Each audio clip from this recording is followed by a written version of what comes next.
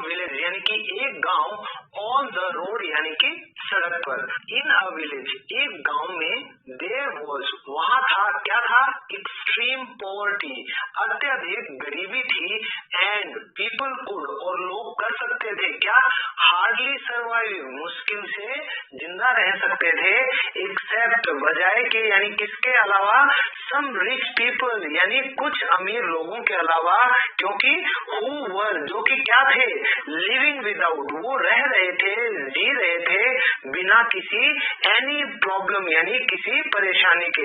तो दोस्तों एक गांव में बहुत ज्यादा गरीबी थी और लोग मुश्किल से जिंदा रह पा रहे थे, किसके सिवाय, कुछ अमीर लोगों के जो कि बिना किसी परेशानी के अपना जीवन जी रहे थे। वन डे एक दिन, 3 रिच मैन तो 3 जो अमीर आदमी हैं, अलोंग विद यानी कि साथ में, देयर सर्वेंट्स अपने नौकरों के, वर पासिंग बाय। तो दोस्तों पासिंग बाय एक फ्रेज है जिसका मतलब होता है गुजरना।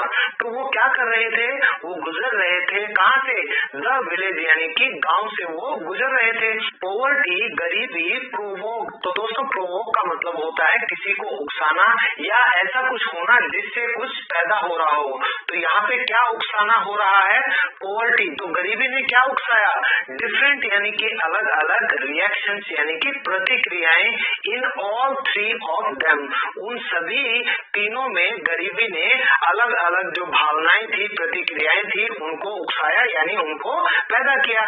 तो एक दिन 3 अमीर आदमी अपने नौकरों के साथ उस गांव से गुजर रहे थे। तो जब उन्होंने गरीबी देखी उस गांव की, जैसा कि मैंने ऊपर की लाइन में बताया, तो उस गरीबी ने उन तीनों में ही अलग अलग प्रतिक्रियाएं जो थी उनको उकसाया।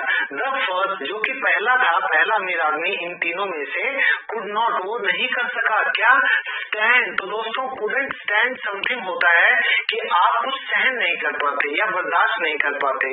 तो वो पहला जो था वो क्या नहीं कर सका, सहन नहीं कर पाया, सच यानी कि ऐसी, पॉवर्टी यानी कि गरीबी। सो इसलिए ही तो उसने क्या लिया, all the gold and jewels तो उसने सारा सोना और गहने लिए, कहाँ से, फ्रॉम हिज वैगन यानी उसके पास जो गाड़ी थी जिसमें सोना और गहने रखे थे, उसने वो सभी ले लिए, एंड और डिस्ट्रीब्यूटेड देम और उन्हें बांट दिया, किसमें बांट दिया, अमंग द विलेजर्स। तो दोस्तों यहाँ पे बिटवीन आता, अगर 2 बंदों के बीच में कुछ बांटा जाता है और 2 से ज्यादा के बीच में अगर हमें यूज करना हो तो हम इस्तेमाल करते हैं अमंग का। ये अमंग नहीं होता, ये होता है अमंग। तो उसने क्या किया, पहले ने जब उसे ऐसी गरीबी सहन नहीं हुई थी तो उसने सारा अपना सोना लिया और गहने लिए गाड़ी से और उन गरीबों के बीच में, उन गांव वालों के बीच में उन सबको बांट दिया, एंड और लेफ्ट और वो चला गया था। देन तब द सेकंड रिच मैन और जो दूसरा अमीर आदमी था, अब 3 अमीर आदमियों की हम बात यहाँ करेंगे। पहले ने क्या किया, अपना सोना और गहने सारे गांव वालों में बांट दिए। अब जो ये दूसरा अमीर आदमी है, पास्ट बाय यानी ये भी गुजरा था उस गांव से, ही स्टॉप्ड वह रुक गया था, आफ्टर सीइंग यानी कि देखने के बाद, सच पॉवर्टी यानी ऐसी गरीबी, पहले की तरह उसने भी ये गरीबी देखी और वो रुक गया, एंड डिसाइडेड और उसने फैसला किया था क्या करने का, टू हेल्प यानी कि मदद करने का, द विलेजर्स यानी उन गांव वालों की। तो दूसरा भी रुक गया था ऐसी गरीबी देख के और उसने फैसला कर लिया था गांव वालों की मदद करने का। उसने क्या किया, ही गेव अवे उसने दे दिया था, ऑल हिज फूड अपना सारा खाना, एंड ड्रिंक्स और जो भी पेय पदार्थ थे पीने वाले, टू देम यानी कि उनको यानी गांव वालों को। ही मेड श्योर तो उसने ये भी पक्का किया था, दैट की ईच विलेजर जो हर गांव वाला है, रिसीव्ड उसे मिला था, उसे प्राप्त हुआ था क्या, हिज जस्ट शेयर यानी उसका उचित हिस्सा, एंड वुड हैव और उनके पास हो क्या, इनफ फूड यानी कि पर्याप्त भोजन, टू लास्ट यानी कि टिकने के लिए, फॉर सम टाइम यानी कि कुछ समय तक। देन ही लेफ्ट और फिर ये दूसरा इंसान जो था अमीर आदमी ये भी चला गया था। देन तब द थर्ड रिच मैन जो तीसरा अमीर आदमी था, ऑन सीइंग देखने पर क्या, सच पॉवर्टी ऐसी गरीबी, स्पीडेड अप यानी उसने अपनी स्पीड बढ़ा ली, गति बढ़ा ली, जिस भी गाड़ी में होता उसने एकदम से स्पीड अप कर लिया। ही ट्रेवल्ड वह सफर कर रहा था कहाँ, स्ट्रेट थ्रू यानी सीधा बिल्कुल बीच से द विलेज यानी कि गांव के बीच से वो सफर कर रहा था एंड डिड नॉट स्टॉप और वो नहीं रुका था। ही ट्रेवल्ड वह यात्रा कर रहा था कहाँ? इन दी ऑपोजिट डायरेक्शन यानी कि बिल्कुल विपरीत दिशा में। तो अब जब तीसरा अमीर आदमी आता है तो वो ऐसी गरीबी देखने पर स्पीड बढ़ा लेता है। तो उसके पास जो गाड़ी थी उसने गति बढ़ा ली और उसने कहाँ सफर किया था? सीधा गांव के बीच से वो निकल गया था और वो नहीं रुका था। और वो कहाँ सफर कर रहा था? बिल्कुल विपरीत दिशा में सफर कर रहा था। Next is from the distance कुछ दूरी पर या कुछ दूरी से द टू रिच मैन जो दो अमीर आदमी थे जिन्होंने अपना गहना सोना खाना पीना सब बांट दिया था उन गरीबों में, so the third rich man उन्होंने देखा था तीसरे अमीर आदमी को क्या करते हुए? टॉकिंग यानी कि बात करते हुए। किससे? टू सम पीपल यानी कि कुछ लोगों से। दे वर कमेंटिंग और ये दोनों अमीर आदमी क्या कर रहे थे?